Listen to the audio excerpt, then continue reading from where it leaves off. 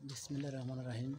Hello viewers, আশা করি সবাই ভালো আছেন। প্রবাসে আপনাদের মাঝে আজকে আমি এমন কিছু কথা আপনাদের মাঝে শেয়ার করব। মনে করেন আপনি প্রবাসে আছেন অনেক দিন হলো, কিন্তু আপনার 4-5 জন লোককে আপনি মনে করেন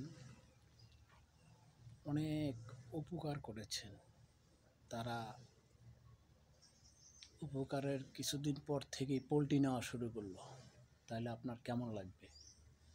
মনে করেন আপনি 4-5 জন লোককে এমন কাজ শিখালেন, রাস্তাঘাট চিনালেন, পাসপোর্ট হারায় গেছিলো, পাসপোর্ট উদ্ধার করে দিলেন, সহযোগিতা করলেন থানা লেভেলে বা স্থানীয় মালয়েশিয়া মালয় লোকদেরকে নিয়ে।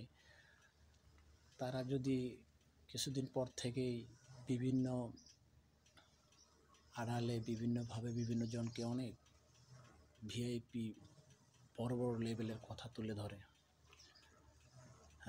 তখন আপনি তাদের কাছে কিছুই না। তো প্রবাসে এমনও কিছু হচ্ছে যেটা আসলে এসে স্বচক্ষে দেখলাম বা বুঝলাম, শুনলাম বাস্তবে, এটা আসলে ঠিক না। আপনি আমি সবাই যারা প্রবাসে আছি সবাই সবার সাথে মিলেমিশে কাঁধে কাঁধ রেখে চলার চেষ্টা করব। কিন্তু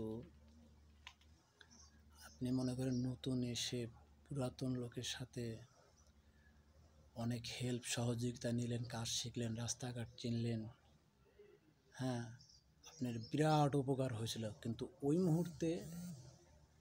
মুহূর্তে হয়তো আপনি 2-1 দিন বলছেন যে আমি আপনাকে উপকার করতেছি, সেটা বলছেন আমাকে বা যেভাবে বলতেছেন।